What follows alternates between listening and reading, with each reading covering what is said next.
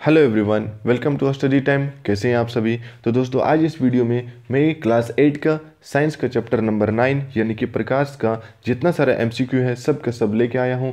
आप लोगों को सिर्फ वीडियो में शुरू से एंड तक बने रहनी है ताकि आप लोग एग्ज़ाम से पहले सारा का सारा एमसीक्यू का प्रिपरेशन कर सको। ठीक है, तो चलिए देखते हैं इस चैप्टर का जो पहला सवाल है वो क्या है। ठीक, क्या लिखा हुआ है कि वह पदार्थ जो स्वयं प्रकाश उत्सर्जित करता है उसे क्या कहते हैं। ठीक है, यानी कि एक ऐसा पदार्थ जो स्वयं प्रकाश उत्सर्जित करता है उसे हम लोग क्या कहेंगे न, उसको कहेंगे प्रदीप्त। ठीक है, उसको हम लोग प्रदीप्त कहेंगे। जैसे कि जो स्वयं प्रकाश उत्सर्जित करता हो, ठीक है, उसे हम लोग प्रदीप्त कहेंगे। तो चलिए देखते हैं नेक्स्ट क्वेश्चन। अगला क्वेश्चन नंबर 2 है। ठीक, क्वेश्चन नंबर 2 यहाँ पर जो लिखा हुआ है क्वेश्चन नंबर 2 में क्या लिखा हुआ है कि आंख से दिव्यांग व्यक्ति के लिए कौन सी लिपि लोकप्रिय है। ठीक है, अगर कोई व्यक्ति आंख से दिव्यांग है, अगर वो व्यक्ति पढ़ना चाहता है तो उसके लिए कौन सी लिपि सबसे उत्तम होती है। ठीक है, तो यहाँ पर ब्रेल है, देवनागरी है, रोमन है या अरबी है। ठीक, तो इसका जो आंसर हो जाएगी वो हो जाएगी ब्रेल। ठीक है, ब्रेल लिपि एक ऐसा मशीन है, एक ऐसा वस्तु है, मतलब एक ऐसा मशीन है जिसमें से क्या होती है ना कि दिव्यांग जो व्यक्ति होती है जिसके आंख से दिखाई नहीं पड़ता है, वो जो है सिर्फ उस वस्तु को छू करके उस चीज़ को पढ़ सकता है। ठीक है, तो ये जो ब्रेल लिपि है ये सिर्फ दिव्यांग व्यक्तियों के लिए ही बनाई गई है। क्वेश्चन नंबर 3 में देख सकते हो कि मानव नेत्र वस्तु का प्रतिबिंब किस भाग पर बनती है। ठीक है, जो मानव नेत्र होती है उसमें वस्तु का जो प्रतिबिंब होती है वो किस भाग पर बनती है, रेटिना में, आइरिस, कार्निया या फिर इनमें से कोई नहीं। ठीक है, तो क्वेश्चन नंबर 3 का जो आंसर हो जाएगा वह होगा रेटिना में बनती है। क्वेश्चन नंबर 4 में देख सकते हो यदि आपतन कोण, ठीक है, यदि आपतन कोण 30 डिग्री है तो परावर्तन कोण का मान क्या होगा। ठीक है, आपतन कोण का मान अगर 30 डिग्री है तो परावर्तन कोण का मान कितना होगा। तो ये जो है क्वेश्चन नंबर 4, इसका आंसर हो जाएगा 30 डिग्री। क्यों? क्योंकि आपतन कोण परावर्तन कोण के बराबर होती है। यदि आपतन कोण का मान 30 डिग्री हो तो परावर्तन कोण का मान भी 30 डिग्री ही होगी। इस बात का खास ध्यान रखना। तो चलिए देखते हैं अगला क्वेश्चन, क्वेश्चन नंबर 5। ठीक, क्वेश्चन नंबर 5 में देख सकते हैं यहाँ पर क्या लिखा हुआ है कि आँख में, ठीक है, आँख में प्रवेश करने वाली प्रकाश किरणों को कौन नियंत्रित करता है। ठीक है, आँख में जो प्रकाश प्रवेश करती है तो आँख में एक भाग होती है जो प्रकाश को नियंत्रित करती है, उस भाग को क्या कहते हैं। तो क्वेश्चन नंबर 5 का जो आंसर हो जाएगी वो होगी पुतली। ठीक है, क्वेश्चन नंबर 6 में देखते हैं क्या लिखा है, आपतन कोण तथा परावर्तन कोण का मान क्या होती है। क्वेश्चन नंबर 6 में आपतन कोण तथा परावर्तन कोण का मान क्या होती है। अभी अभी इससे पहले जो क्वेश्चन आया था उसमें हम बताए थे कि आपतन कोण और परावर्तन का कोण का मान क्या होती है ना, समान होती है। ठीक, आपतन कोण का मान जितनी होगी परावर्तन कोण का मान भी उतना ही होगी। ठीक, चलिए देखते हैं क्वेश्चन नंबर 7 में क्या लिखा है कि निम्न में कौन प्रदीप्त वस्तुएं हैं। अब एक बात बताओ कि प्रदीप्त वस्तुएं किसे कहते हैं, यानी कि जो स्वयं प्रकाश उत्सर्जित करता हो। ठीक है, जो स्वयं प्रकाश उत्सर्जित करता हो उसे क्या कहेंगे न, प्रदीप्त वस्तुएं कहेंगे। तो यहाँ पर देख सकते हो क्वेश्चन नंबर 7 है, यहाँ पर क्या हो जाएगी, ये जो है सूर्य लिखा हुआ है। ठीक है, ये सूर्य लिखा हुआ है, तो सूर्य क्या है, एक प्रदीप्त वस्तुएं हैं जो कि स्वयं प्रकाश उत्सर्जित करती है। चलिए देखते हैं अगला क्वेश्चन नंबर 8 क्या लिखा हुआ है। क्वेश्चन नंबर 8 क्या है इसमें कि निम्न में कौन अप्रदीप्त वस्तुएं हैं। तो अप्रदीप्त वस्तु किसे कहते हैं, जो स्वयं प्रकाश उत्सर्जित ना करता हो उसे हम लोग अप्रदीप्त वस्तुएं कहते हैं। ठीक, तो यहाँ पर पूछा कि अप्रदीप्त वस्तु क्या हो जाएगी, दर्पण, आग, विद्युत बल्ब या फिर इनमें से कोई नहीं। तो क्वेश्चन नंबर जो 8 है, ठीक है, इसका जो आंसर हो जाएगी ये होगा क्या न, दर्पण। ठीक है, दर्पण क्या है न, एक अप्रदीप्त वस्तु है। क्वेश्चन नंबर 9 में देखते हैं कि परावर्तन के कितने नियम होते हैं।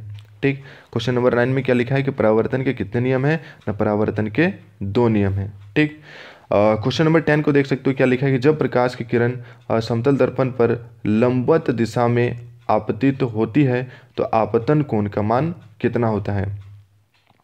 तो क्वेश्चन नंबर जो 10 है इसमें क्या हो जाएगा न, आपतन कोण का मान कितना होगा न, 30 डिग्री हो जाएगी। ठीक है, अब देखते हैं क्वेश्चन नंबर 11 को। ठीक, क्वेश्चन नंबर 11 में क्या हो जाएगी,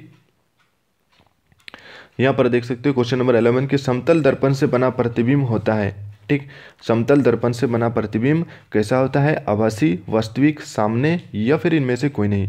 तो जो क्वेश्चन नंबर 11 है इसका आंसर हो जाएगी ना आभासी हो जाएगी। समतल दर्पण से बना प्रतिबिंब क्या होगी, ना आभासी हो जाएगी। ठीक है, चलिए देखते हैं क्वेश्चन नंबर 12 में कि श्वेत प्रकाश कितने रंगों का मिश्रण है। जो श्वेत प्रकाश होती है वही कितने रंगों का मिश्रण है। श्वेत का मतलब क्या होती है, इसका मतलब होती है ना सफ़ेद।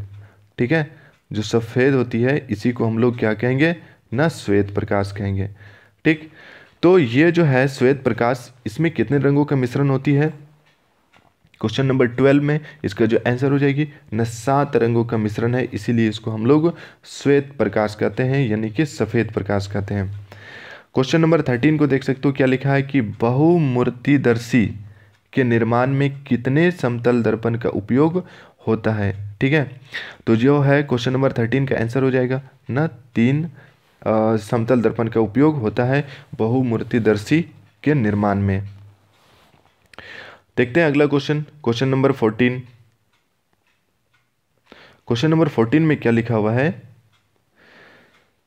कि मानव नेत्र के रंगीन भाग को क्या कहते हैं। ठीक है, जो मानव नेत्र होती है, आंख होती है, उसके जो रंगीन भाग होती है उसे हम क्या कहेंगे ना। क्वेश्चन नंबर 14 का आंसर ए हो जाएगा, आइरिस कहेंगे, जिसको परितारिका भी कहते हैं। क्वेश्चन नंबर 15 में क्या है कि मानव नेत्र में किस प्रकार का लेंस रहता है। तो मानव नेत्र में जो है किस प्रकार का लेंस रहती है, वो उत्तल लेंस रहती है। ठीक है, उत्तल लेंस रहती है। क्वेश्चन नंबर 16 देख सकते हो, एक प्रकाश किरण समतल दर्पण पर 60 डिग्री के कोण पर आपतित होती है, तो परावर्तन का मान क्या होगा।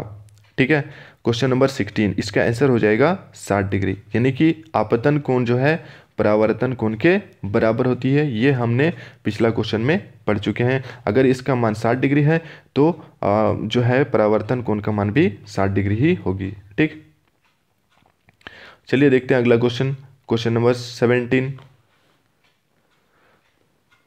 तो क्वेश्चन नंबर 17 में क्या लिखा गया है कि मानव के सुस्पष्ट दृष्टि की न्यूनतम दूरी कितनी होनी चाहिए।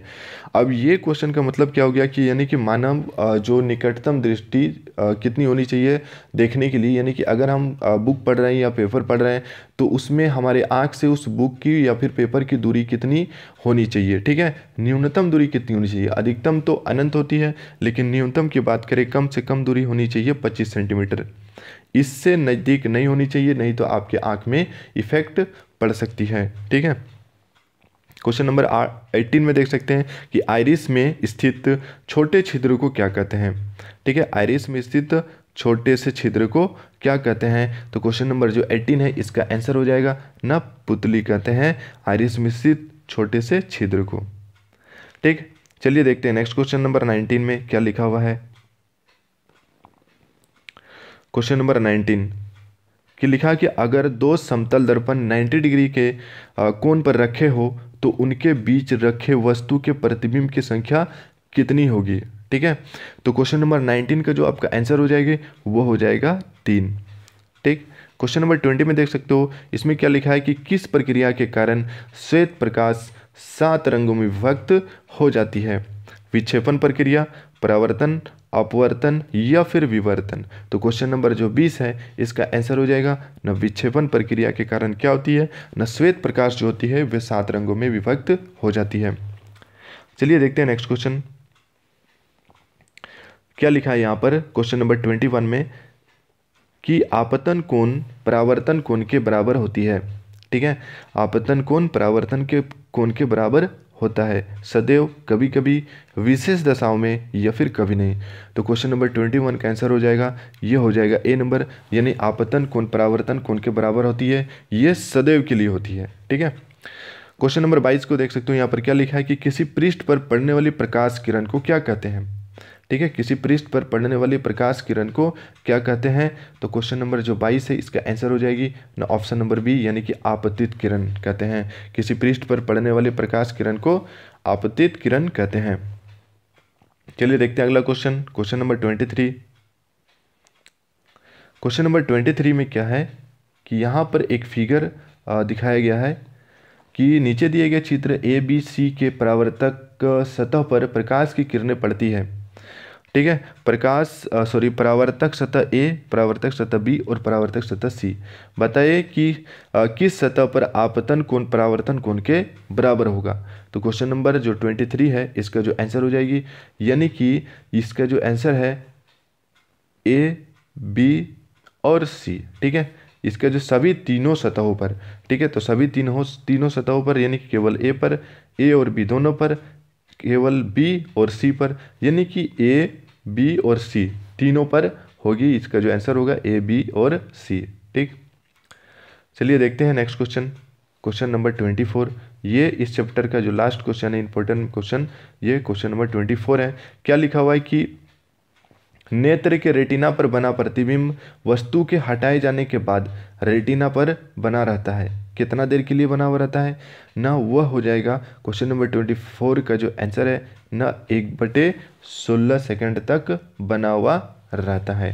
ठीक है, तो ये जो है हम लोगों ने क्या किए ना, जो चैप्टर है प्रकाश, इसका जितना सारे इंपॉर्टेंट एमसीक्यू है सब का सब आज हम लोगों ने देख लिए। ठीक है, इस वीडियो को आपको क्या करनी है, रिपीट कर करके देखनी है, ताकि आप लोग सिर्फ वीडियो देख के ही ये सब क्वेश्चन याद कर सको। ठीक है, तो ये वीडियो आपको कैसी लगी प्लीज़ कमेंट बॉक्स में ज़रूर लिखना, और हाँ लाइक ज़रूर करना, सब्सक्राइब ज़रूर करना और अपने दोस्तों को शेयर भी ज़रूर करना। ठीक, तो चलिए इसी तरह से नेक्स्ट वीडियो को लेकर आते हैं, तब तक के लिए बाय।